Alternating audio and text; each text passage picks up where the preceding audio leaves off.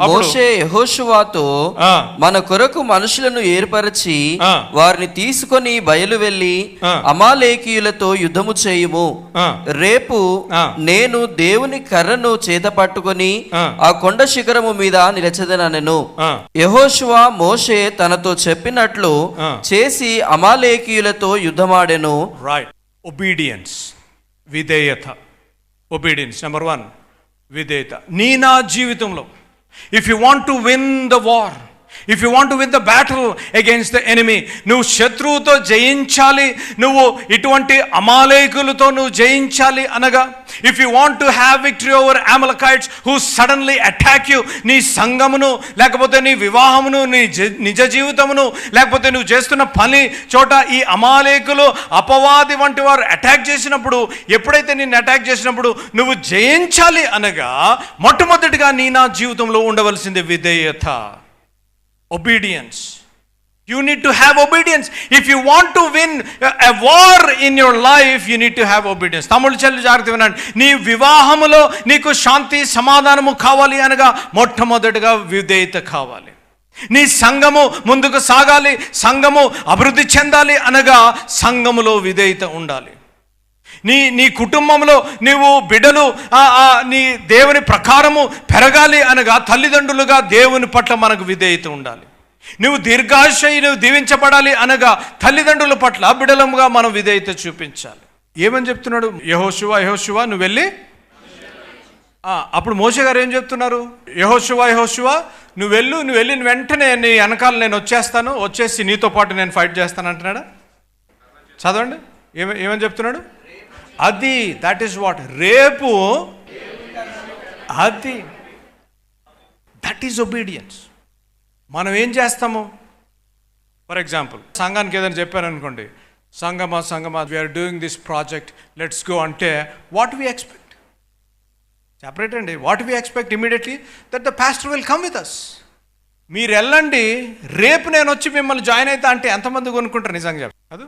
Mummy daddy ఏదైనా పని చెప్తే, అరే మీరు ఇది వెళ్ళి ఫలానా ఈ పని చేయండి, రేపు వచ్చి నేను జాయిన్ అవుతా అంటే ఏం మమ్మీ నువ్వు వెళ్ళొచ్చు కదా, డాడీ నువ్వు వెళ్ళొచ్చు కదా, ఫస్ట్ నన్ను దోషేస్తున్నావు, నన్ను పట్టుకోమంటున్నావు ఫస్ట్ అని కాదు.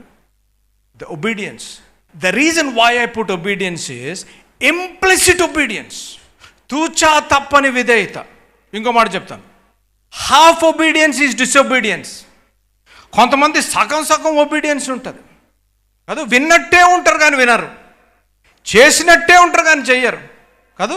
యెహోషువ నువ్వు వెళ్ళు, choose some men and go and fight this Amalekites, అమాలేకులతో నువ్వు యుద్ధమాడు అన్న వెంటనే రేపు నేను వచ్చి నిన్ను జాయిన్ అవుతాను అంటే, అయ్యో బాబాయ్ నేను ఫస్ట్ టైం నన్ను పిలుస్తున్నావు, ఫస్ట్ టైం నువ్వు నన్ను యుద్ధానికి పంపిస్తున్నావు, కొంచెం నాకు ప్రిపరేషన్ టైం కావాలి. బాయ్సాబ్ నువ్వు leader, I have seen you, you are an amazing leader, you are a skilful man, you have direct connection to Yehova God, you come with me, then only I will go అన్నాడా? ఏమన్నాడు? అన్న వెంటనే what did Joshua do? Joshua immediately did what was told by Moses. ఆధ్యాత్మిక సత్యం. దేవుని సేవకుడుగా మీ సంఘ కాపరి ఏదైనా చెప్తే no questions asked, you have to obey, that is called obedience. ఏదన్నా చెప్తే కొంతమంది తమ్ముళ్ళు చెల్లెలు ఏది చెప్పినా సరే, అండర్ ద సన్ ఏది చెప్పినా వాళ్ళకి ఏదో ఒక సాకు ఉంటుంది అనమాట. ఏది చెప్పండి, మీరు గుడికి ఎందుకు వస్తలేదంటే అదొక రీజన్, గుడికి వచ్చి పని ఎందుకు చేస్తలేదంటే అదొక రీజన్, గుడిలో వచ్చి సరిగ్గా ఎందుకు పని చేస్తలేదంటే అదొక ప్రతిదానికి రీజన్ ఉంటుంది. యెహోషువ ఏం చేశాడో తెలుసా? He immediately obeyed what was told by his leader.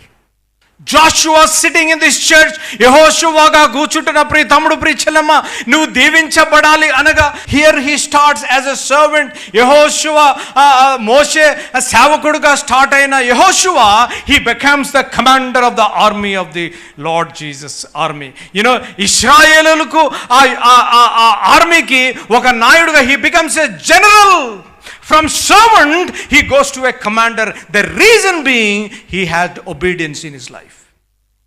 ప్రిచెల్లం అడుగుతున్నాను దేవుని సేవకుడుగా, ఆధ్యాత్మిక అన్నగా, do you have obedience to your husband? భర్త పట్ల విధేయత చూపిస్తున్నావా? నువ్వు అనొచ్చు, అన్న మా ఆయన సంగతి నీకు తెలియదన్నా, నా ప్లేస్లు, కొంతమంది చెల్లెలు చెప్తా ఉంటారు నాతో, నా ప్లేస్లు ఉంటే నీకు తెలుస్తుంది అన్నా అని. నాకు తెలవవసరం లేదమ్మా.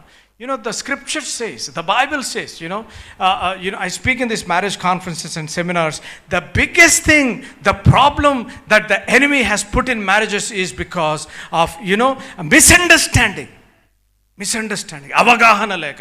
ఎందుకు విధేయత చూపించరంటే ఈయన ఏదో చేసేస్తున్నాడు. అరే ఎందుకు తమ్ముడు నువ్వు ఎందుకు ఇలా చేస్తున్నావు అంటే ఆమె మాట వింటలేదని. This goes on and on. That is the trap of the enemy. ఒక మాట చెప్తాను, ఈరోజు మీరు ట్రై చేసి చూడండి, హోంవర్క్ లాగా. నీ వివాహంలో శాంతి సమాధానము ఉండాలి అనగా, number 1, show obedience to your husband. Obedience to your husband. He will melt automatically, ఇట్లా క్యాండిల్ లాగా మెల్ట్ అవుతాడు అనమాట. అయ్యో బాబు ఏంటి నా భార్య ఎలా మారిపోయిందేంట్రా బాబు, ప్రతిదానికి ఎస్ అనేస్తుంది ఏంటి దాన్ని, రైట్? తమ్ముడు మీకు కూడా చెప్తా, బ్రదర్స్, తమ్ముడు, వివాహం అయిన వాళ్ళకి మీ జీవితంలో $1 million అడ్వైస్. నీ వివాహంలో శాంతి సమాధానము నెమ్మది ఉండాలి అనగా నువ్వు నేర్చుకోవాల్సింది ఒకే ఒక మాట, ఎస్ మ్యామ్. నేను చెప్తున్నాను, I been married for 16 long years and I've been teaching, conference after marriages. I'm a certified marriage counselor from US. I'm telling you, obedience is the foundation for any relationship. నీ జీవితంలో నీకు విధేయత, దేవుడు చెప్పిన మాట పట్ల విధేయత లేకపోతే you will not grow spiritually, you will not be filled with the Holy Spirit if you don't have obedience. The reason is you don't have obedience is the enemy is putting reasons in your mind.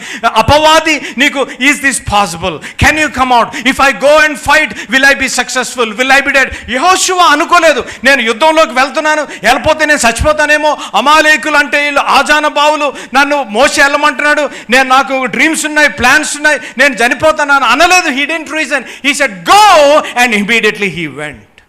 Obedience.